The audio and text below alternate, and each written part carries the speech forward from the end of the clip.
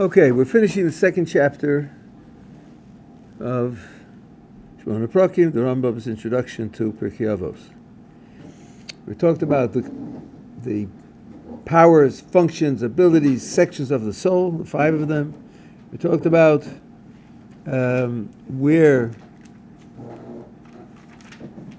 mitzvos and averos can be located, which is in the part of sensation and the part of motivation and action.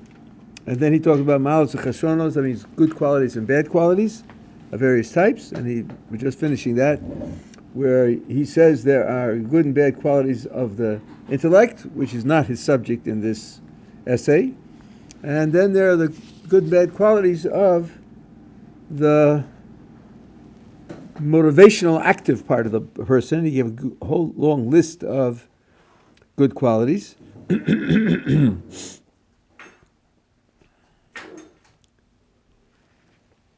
then he said that the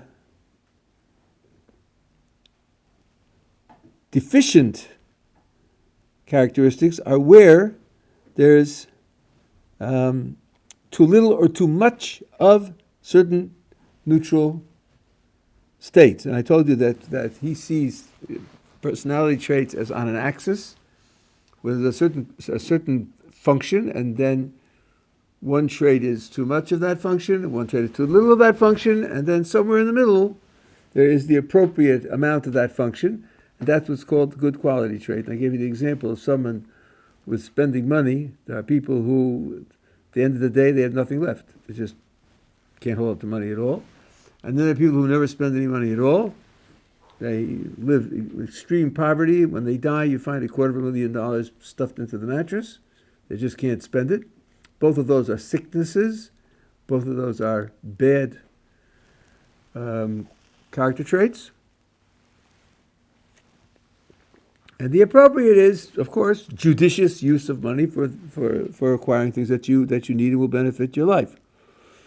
And I mentioned to you that although he says this as a general rule, in the Mishnah Torah it's quite clear that there are exceptions to the general rule. One is kas, anger, and the other is gaiva, which is pride. And he says those should be as close to zero as possible. One because of verses in the Tanakh which say that it's bad, and the other because of the oral tradition says that it's bad. And I told you that this is typical of his attitude towards Aristotelian ideas.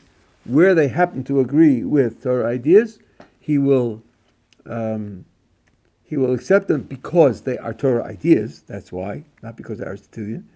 And where they disagree with Torah ideas, he rejects them, which is as should be, that Aristotle has no authority for the Rambam, none whatsoever.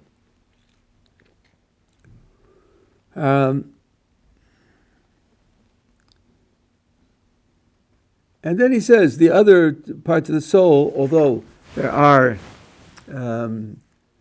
better and worse states of being for them, but they aren't considered to be virtues. They aren't considered to be having value other than their functionality. A person has a good digestion or a bad digestion, so you could say you'd be better off if his digestion worked better.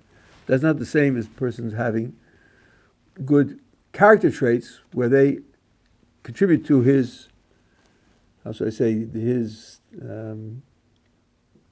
moral performance. Having a good or bad digestion is not a quality which bears on his moral performance. Yeah. Could those type, if it's maybe a silly question, but if someone had to have excess anger and they then, as a byproduct, had more stress, or maybe it even causes inflammation in the body, and now they're creating spiritual impediments for themselves to perform as morally upright as they can perform, couldn't these things that are seemingly neutral suddenly become impactful on their moral conduct, because now they're creating an environment where it's harder to do the right thing, so to speak?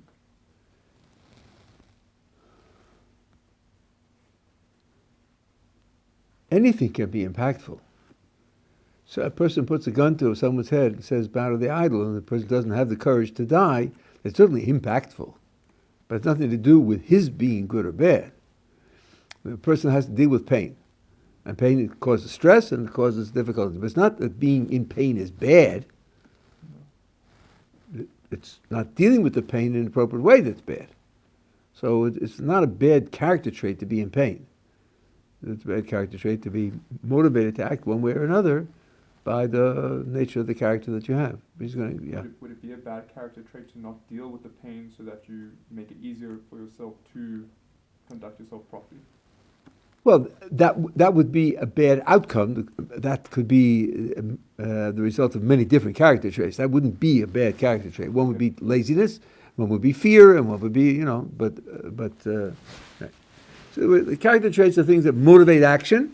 And as we're going to say at the beginning of the next chapter, the good ones motivate directly good actions, and the bad ones motivate bad actions, and then et cetera, et cetera. Yeah. If someone, for instance, makes money to have like a perception that his kids would need the money, so he makes money for his kids, and he keeps making money till the end, not really just having this idealistic approach. What would that fall under? Well, first of all, he might be right, and if he might be right, then it's just acting responsibly. If it costs him too much of other things that he ought to be doing, then a trade-off has to be established. But if you're in a war situation and sometimes people have to run for their lives and have to bribe officials to get out and so forth and so on, and he feels he doesn't have enough to guarantee the safety of his children, then he might be right. I think it all depends upon the circumstances. The person who's spending his whole life in today's society, maybe in America, is making 1 million, 10, 20, 200 million, just with the notion that he wants his kids in the fifth generation to never need to work again. What would that fall under? That would fall under the person who doesn't take airplanes because sometimes they crash. Sometimes they do crash, but if you go by car, it's much more dangerous. But he can't go into airplanes because he's afraid of airplanes. That's a person who's taken an idea which has some merit and expanded it beyond all reasonable boundaries, and that's an inappropriate thing to do. I don't think I have anything to say here that's not fairly obvious, and this is just, that's the way people are, and that's what happens. So now we're starting chapter 3. He says, there is for the soul, the original scholar said, health and sickness, just like there is for the body. And he's going to see a fairly close symmetry between health and sickness for the body and health and sickness for the soul. Health is where the body is characterized by traits, character traits,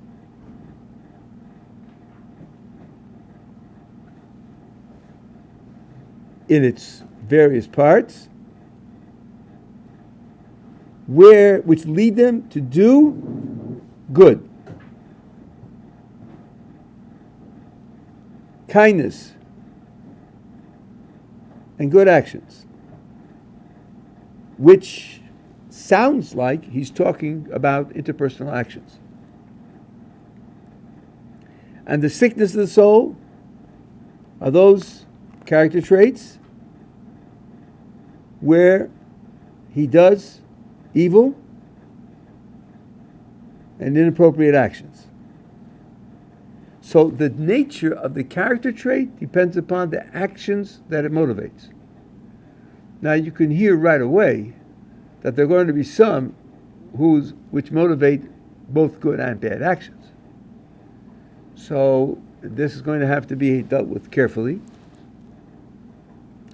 And if indeed the implication here is he's talking about interpersonal actions, then the question will be raised, how will this relate to the kinds of actions that the Torah requires of us, many of which are not interpersonal? And a deep answer to this question is that the description is a mistake. What do you mean they're not interpersonal? Well, keeping kosher, Rabbi, I do that all by myself. Or keeping Shabbos, or putting on tefillin, I do that all by myself. Well, actually, no, you don't, because you're forgetting that there's a creator of the world, and you're relating to him also. And in certain respects, the creator of the world presents himself to us as a person. He gives us commands, he offers rewards and threatens punishments.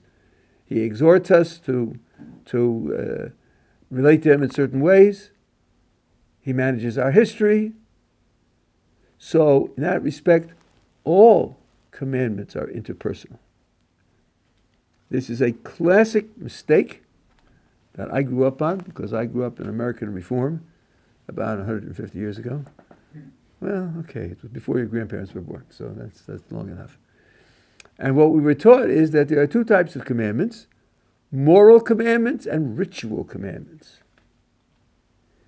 And the moral commandments are really important, because if you fail a moral commandment, then you're not moral, and that's not nice at all. But if you fail a ritual commandment, then I guess you're not a ritual, which is sort of take it or leave it. And what this classification misses is that there's a creator, and you interact with the creator in moral terms. For example, you owe him an obligation of gratitude, and he owns the world, so he can determine how it should be used, so forth and so on. We have a moral relationship with God. So something which will determine the moral character of our actions will apply to all of the commandments, because all of the commandments are morally mandated. So now, so you're identifying these characteristics of the soul by the actions which they produce. Now he says, what happens with the health of the body? What happens when things go wrong?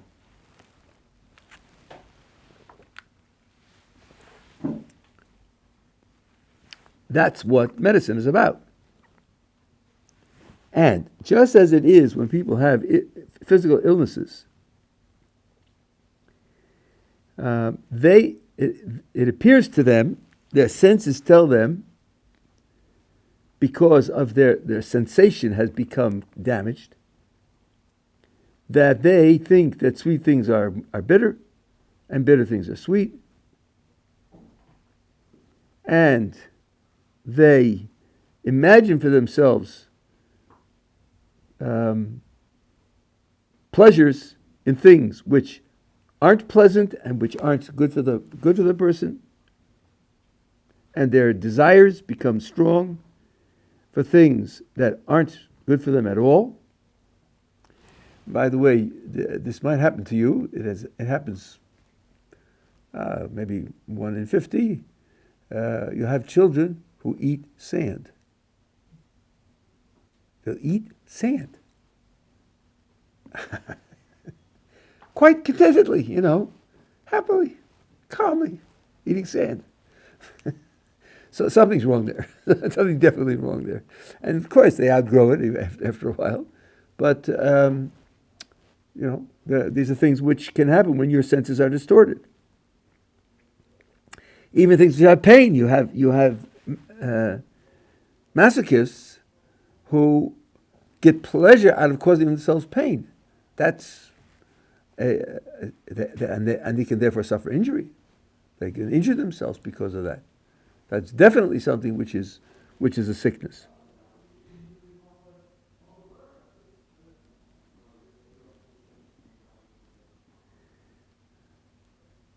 Only sick people go after these things.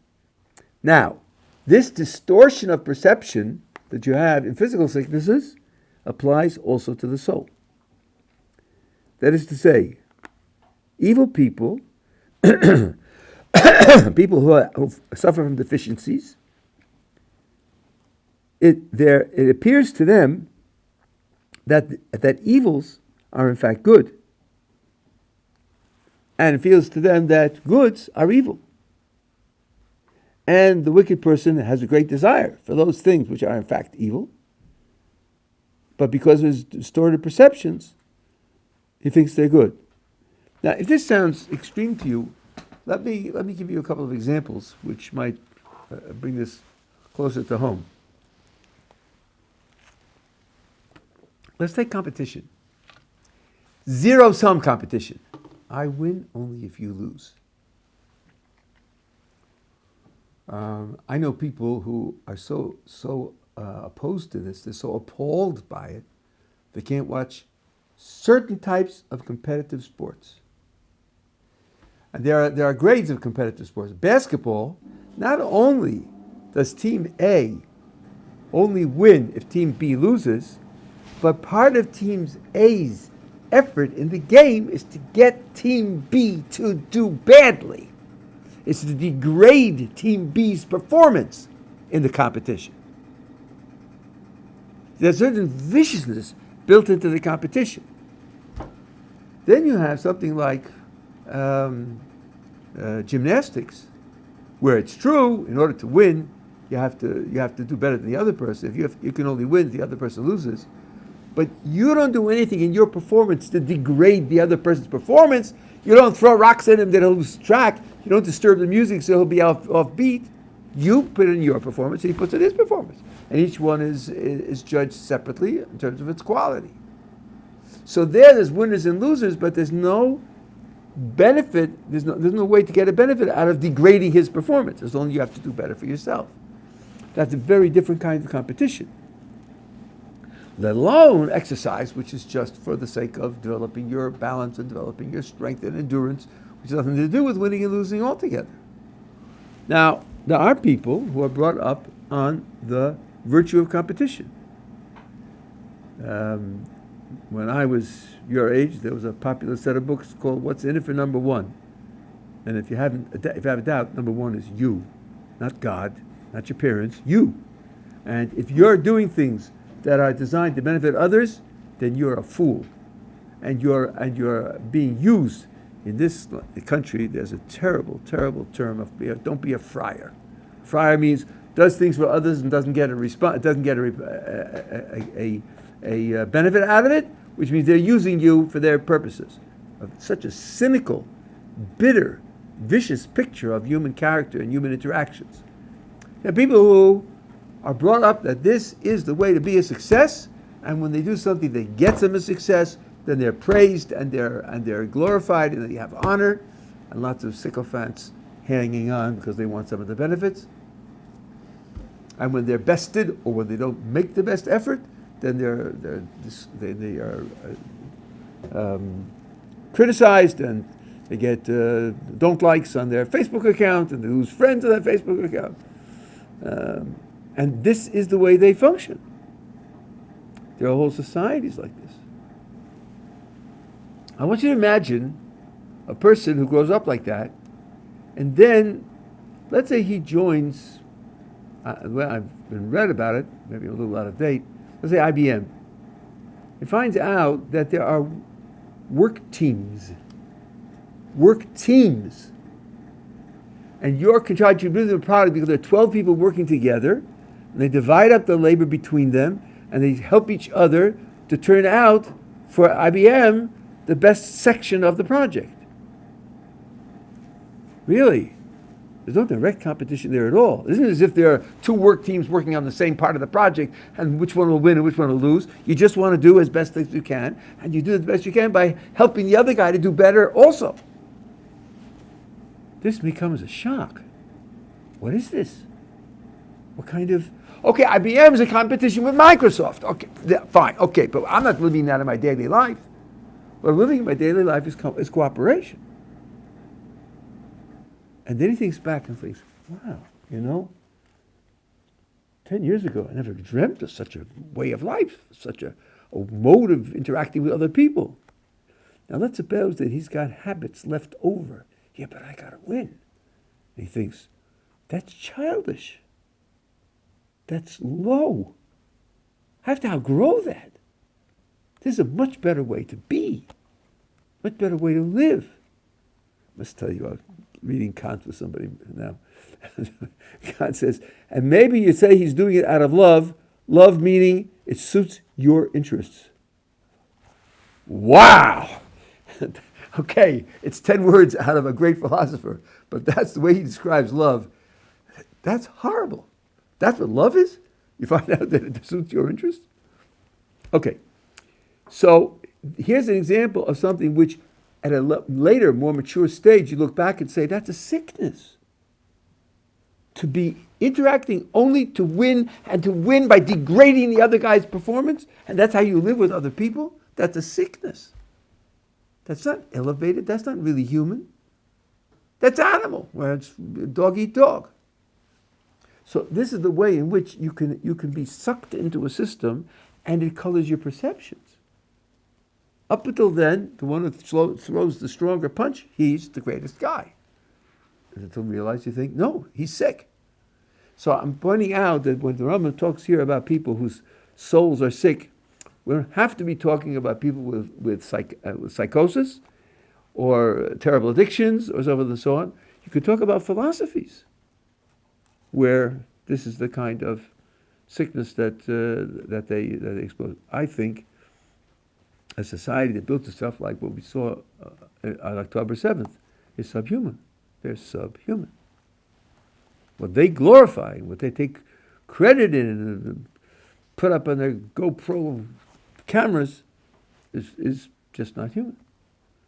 So that's what the Rambam is talking here about the distorted perception of people who have bad character traits, and then that colors how they look at things and what they go after, and what they try to avoid, and that's a sickness of the soul. So now, he says, just like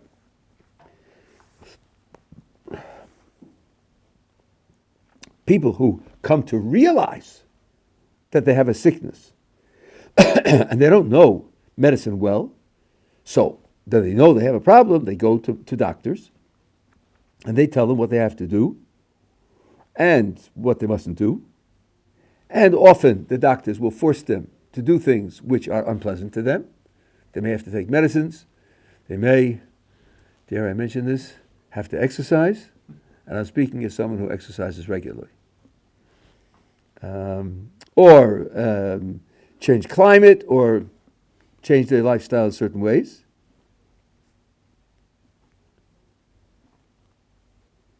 And then they will change their perceptions, and they will come to choose the things that are good and despise the things that are bad.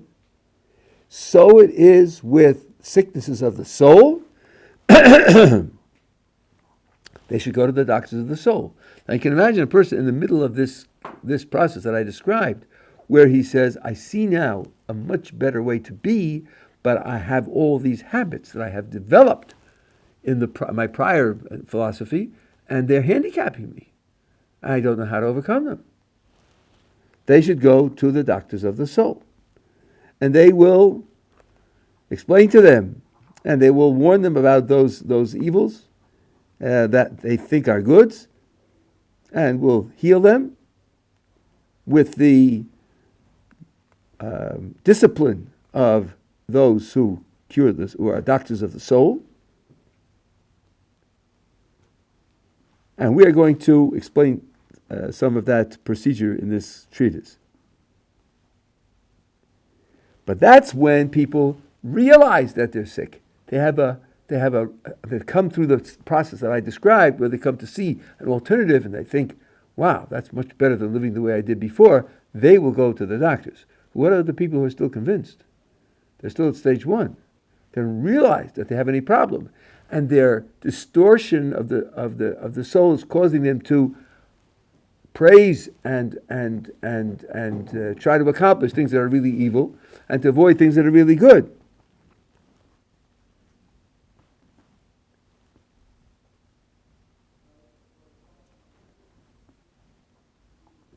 His end will be like the person who doesn't realize he has a bodily defect, and he continues to operate the same way that he did. He can come to the point where he ceases to live. And I must tell you, the Rambam's position, although this is controversial, the Rambam's position is that a person's behavior can be so negative, so evil, that he can destroy his capability for his soul to exist in the world to come, and his soul is simply annihilated. It's annihilated. He ceases to exist. Rambam says this over and over again, especially in the end of Hilchos Tshuva, in chapters 8, 9, and 10. And we saw it here in the Pesh Mishnayos. He says it in the Moreh Nevuchim. He says it over and over again. So that the analogy to bodily sickness is really quite close. Now, this is a controversial matter. Nachmanides says it doesn't happen, because Baruch Hu doesn't allow it to happen. Ramchal, Rosh Chaim Lutzato, says both. In some of his works, he says the soul can be annihilated. In other works, he says the soul cannot be annihilated. Derech Hashem, he says yes. And the Pachud, he says no. I've asked Ramchal scholars about this. Do they think there's a resolution to the contradiction, or can they say what was his later view, his settled view? I couldn't get an answer. If somebody knows an answer, I'll be very happy to hear it. Anyway, but I'm saying it's controversial. But the Rambam, the parallelism here can be absolute because of this fact. And of course, the doctors of the soul are the ones who know the Torah, because they know that HaKadosh Baruch Hu created the soul, and HaKadosh Baruch Hu gave us information about what the soul is and how it operates, and what its better and worse traits are, and something about the program by which one should approach it. As I told you, with anger and with pride, where one could have followed the Aristotelian idea that everything should be in a median, should be with, a person shouldn't be a rag that everybody steps on, and therefore he should have some pride, and anger is sometimes appropriate when things are going badly, and so forth and so on. And the Torah sources say, no, that's not true. It's not true. Being stepped on is something else, but that has to come from someplace else, not from pride. So these are the people who you have to go to if you really want to have, health of the soul.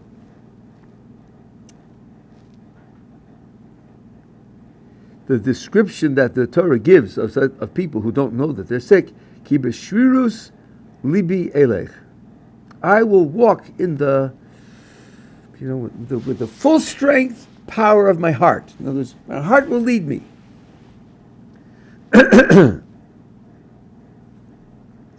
And when I want something, when I desire something, I go after it.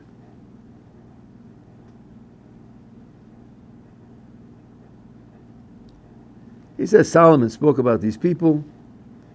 Derech avil yasher be'einav, the way of the crooked is straight in his eyes.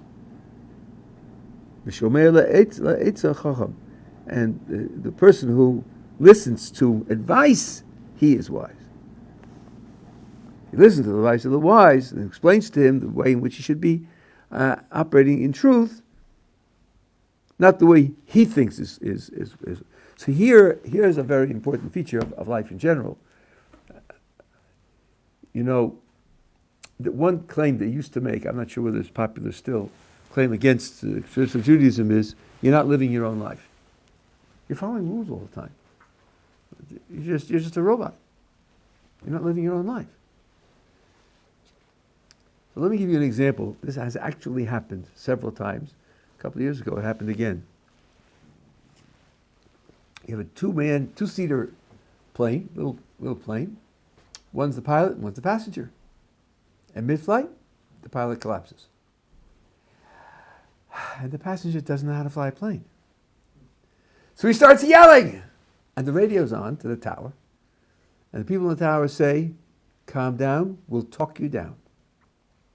You have a wheel in front of you, grab hold of it. You see the lever on the extreme right side, put your foot on it. And they talk him down.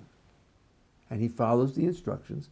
And people have actually landed planes successfully by being talked down by the people in the tower.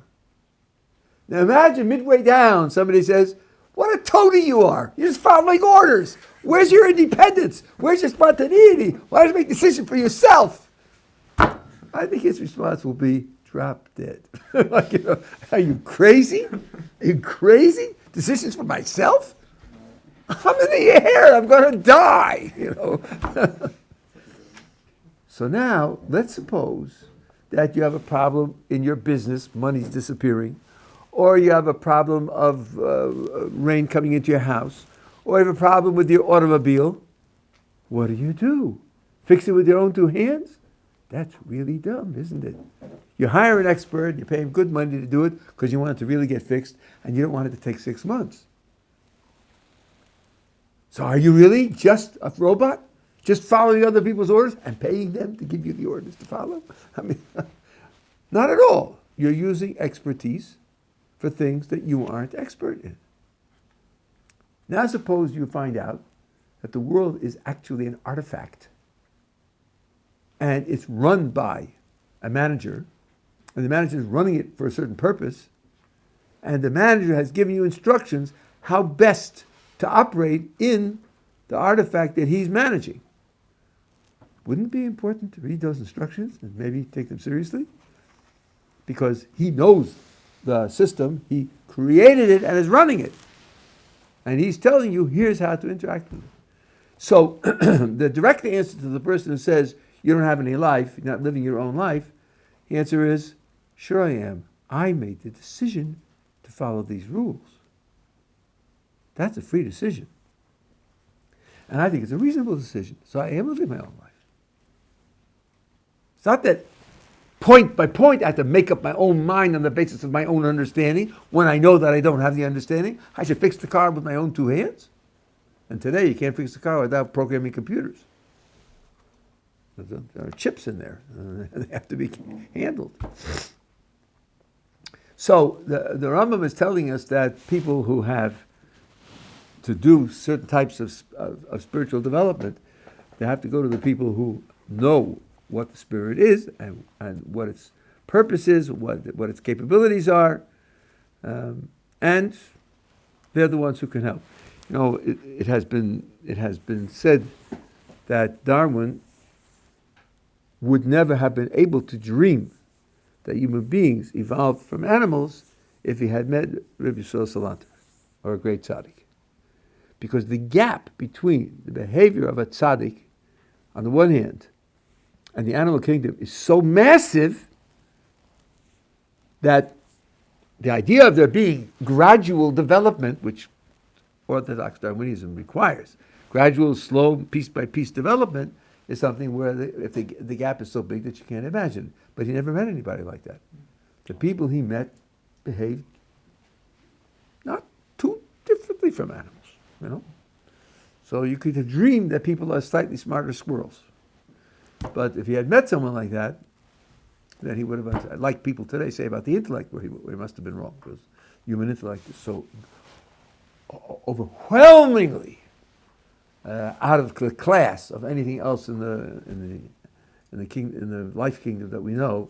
That there too, imagining a step-by-step gradual evolutionary development is something which is only a fantasy. So that being the case, if he had met Rochelle Salanter, he would have realized that this is a different type of being, and then to talk to that being, and then to talk to other people to raise them in that direction. If you're stuck with evolution, you wouldn't know the words to say.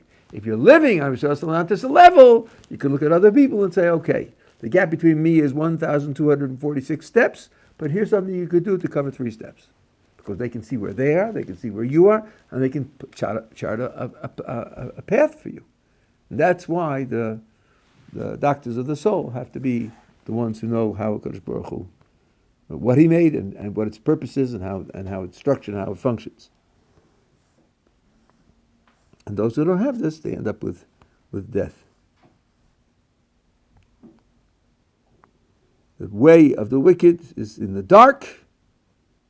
They don't know where they are, what they're doing, and they trip over things because they can't see them. So now he wants to tell you the way in which to solve to doctor the soul. I want to just quote what the Mesilas Yesharim says here. He says that when a person's in very dim light, let's say moonlight, and he's outside, he's on the street, and so forth and so on, so there are different types of mistakes that a person can make which cost him. One is not to see something and bump into it. That happens. Another thing is to see something and misidentify it. And that can be worse. You can destroy something which really is precious. You can run away from something which you really need. So, the same thing's true with this kind of misperception of a person who has the sickness of the soul. It's going to cause him terrible dysfunctionality, and he may not even recognize that it's dysfunctionality. That's the problem. They say the definition of a fanatic is a person who has forgotten his goal and doubles his efforts. Why is he doing it? He doesn't know. He just works harder. You know, that's a deep sickness. Okay, what you got so far? All right, now we're studying the 4th chapter. So now he starts off with the general rule that the actions that are appropriate are the measured ones, the ones that are balanced. And they are in between the two extremes, which are bad. One of them is exaggerated, and the other is overly minimized.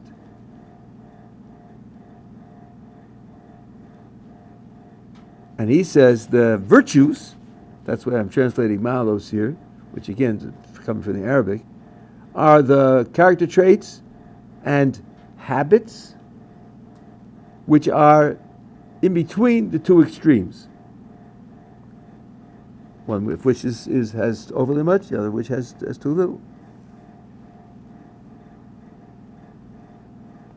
And then he says, from those character traits will come out the appropriate actions. So as we said before. So he gives an example. Precious. Now here is a very important example because in the medieval world, especially in the Arabic world, there was a lot of discussion of this, and some of the things they did violate this in a grand way. Precious, which means holding yourself back, separating yourself, not jumping in, is an intermediary between overly great desire on the one hand, and on the other hand, having no feeling of pleasure. So, there are people whose desires are out of control. I don't know if you know the French terminology. The gourmet is a person who appreciates fine food and invests in it. And the gourmand is someone who stuffs himself. Indeed, we read about Roman orgies where they would stuff themselves on food and then vomit to eat more food. And that's, from a human point of view, that's like October 7th. That's just wallowing in animal pleasures for the sake of the animal pleasures, period. Sof pasuk, nothing else. You know, my example of the incongruity of that is you're in the Louvre and there's a broken window, the wind is blowing in, and the papers on the desk are flying, and you say, I've got to find something to hold down the papers. Somebody says, well, there's that painting on the wall. Why don't you use the painting? Great idea. Takes down the painting, which is only the Mona Lisa, right? Which is maybe the greatest painting ever created in the history of human art. And he uses the paperweight to hold down the... What a great thing that painting was there. I can use it to hold down my papers. Wow, is that incongruous? Here's something which is, I'm not certifying these values, but in the eyes of the world, of incomparable human artistic value, and for you it's a paperweight. That's a person who doesn't understand what things are. So here, what is desire for? Desire is for providing you with things that are really good. It's important to have desires which will lead you to do things which will actually benefit you in the long run. Even the pleasure itself can be good, because pleasure can affect your mood. Pleasure can affect your character. Even the Mesilas Yesharim, which is one of the great works of Musar. Musar is ethical instruction, and it's usually thought of as very strict and very demanding. In the first chapter says that a certain amount of physical pleasure is necessary for a person's life because it gives him Yishuv Hadas and Nachas Ruach. Yishuv Hadas means ability to focus your mind, a calm mind, a mind that's focused, not in the sense of hyper-focused on a thing, but it's available to be used in a consistent way. And Nachas Ruach means pleasure, a pleasurable existence, which are necessary to empty your heart and fill it only with serving God. So you need physical pleasure to give you these qualities of experience which are necessary to serve HaKadosh Baruch Hu in the best possible way. So physical pleasure isn't the enemy here. And desire isn't the enemy here. But just like the person who, well, I won't say addicts, so that's a separate issue, but let's say people who overeat but aren't addicted to it. And you say, that's not good for you. The desire to eat and enjoy food is getting you into trouble. It's doing you damage. You'd be better off if you didn't desire those things, or if you denied the desire and didn't act on the desire. That's the idea of prishus. Now, prishus means separating yourself, so having this middle measure of desire, but it also means cutting yourself off from things which will lead you astray or which will compromise you. So, for example, one of our definitions of prishus is denying yourself something that's permissible.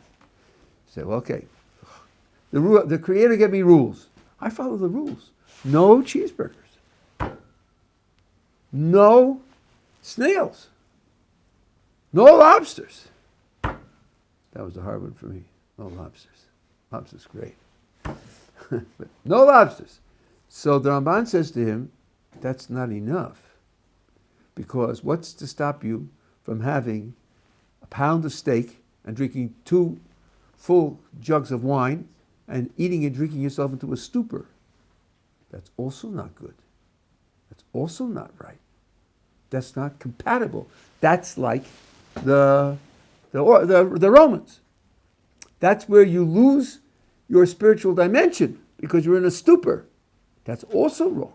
That he says in the Kedoshim Tiyu, should make yourself holy to realize that there's a certain ideal you're striving for which goes beyond the goes beyond the specific, precise rules that are codified in the rules of law. So that also is a kind of prishus. Now, there were sects in the times of the Rambam and before and after him of Muslims and others who went to live in the mountains, in caves, on mountaintops. No connection with other people, no family, no economy, no society, because all of that is terribly temptational. There's temptation there. If you have to earn a living, then there's temptation to steal or prevaricate or to go into competition and so on and so on. Better to simply cut yourself off from all of that. No, it isn't. The Torah has a mitzvah to get married. And for almost everybody, if you get married, that means you're going to work. If you're going to work, that means you're going to hold a job, and you're going to have to live in a community because you can't satisfy all your needs by yourself, and so forth and so on. And it means, no, that kind of cutoff is wrong. So there's a limit to prishus in Rasag Digon, and Emunas V'Deos, the 10th section, which the foolish academics say he couldn't have written because it's Musar. He's a philosopher. What is he writing Musar? Got to be somebody else. And there he talks about this very idea of being in the middle section, and he says one of the dimensions is serving God, and there the middle means don't copy those sects who think the only way you can serve God is by cutting yourself off from everything. That's wrong. That's not the way God wants to be served. He wants to be served by bringing godly perception and godly principles into the norm of human life, to elevate them. So prishus is a delicate matter. It has a function as long as it doesn't destroy your ability to function normally. And the Rambam's phraseology here opposes too much desire, not with too little desire, which would have been the natural opposition. No, it's too much desire versus a lack of enjoyment of pleasure, a lack of feeling for pleasure. This is going to be very important in the next couple of chapters. The idea of feeling pleasure, being sensitive to feeling pleasure, is itself an important human feature. He's going to say that for a certain type of service of Hashem, it's indispensable. Indispensable. So here again, the simplistic person says, well, doesn't pleasure drive you to do things which are inappropriate, and it doesn't stimulate desire? The answer is yes, it does. Yes, it does. Has to be taken very carefully, and sometimes you have to stand in the way of its actions that it will motivate. But the solution is not to kill your appreciation for pleasure. That's not the solution. The solution is to use the pleasure in an appropriate way. So, for example, you have a mitzvah of oneg Shabbos. Not simcha, but oneg. Oneg means enjoyment. The Gemara records, one of the sages said, I only go to a full meal when some mitzvah is being celebrated. That means he is having pleasure. But he wants to have the pleasure of the context where a mitzvah is being celebrated. If he weren't having any pleasure, it wouldn't matter what the meal was for. There would be no temptation. There would be nothing, no negative in enjoying it. The Ramchal in Mesilas Yesharim, the last reference, and I'll take a question. I didn't realize it was so late. Ramchal says that in the 26th chapter of the Mesilas Yesharim says there's a level called tahara, which is purity, which means taking as little from the world as possible so as not to be sucked into too much desire and too much pleasure. And above that is kedusha's holiness. And the symbol of holiness is the altar in the temple and in the tabernacle. And that altar, if you don't know the designations, the Mizbach and the Choshes, the brass altar, is Kodesh Kodashim. It's Holy of Holies. Even though it's not in the Heichal, it has the status of Holy of Holies. What goes on in that altar? Not prayers and starving. No, all of the food goes there and is consumed there. And he says people could be like that also. You get to the point where physical isn't the enemy because you use the physical. It doesn't attract you as physical. You use the physical for something higher. So that's the balance that has to be looked for, and precious has to be handled. It's a very delicate subject. Yes, you're good. And so I wanted to ask, you think of that in terms of Shabbat, that when you say have less desirable food during the week and maybe you restrict yourself more so during the week, then that pleasure on Shabbat becomes that much more enhanced as a way to honor Shabbat that much more so. 100%. And one of the songs of Shabbos, which is in Aramaic, says, Yechdun ruchin v'nafshin. On Shabbos, will rejoice, the spiritual and the physical. They'll rejoice together. So when you eat on Shabbos, you have the physical pleasure of enjoying the food is part of your honoring of Shabbos. 100%. Okay.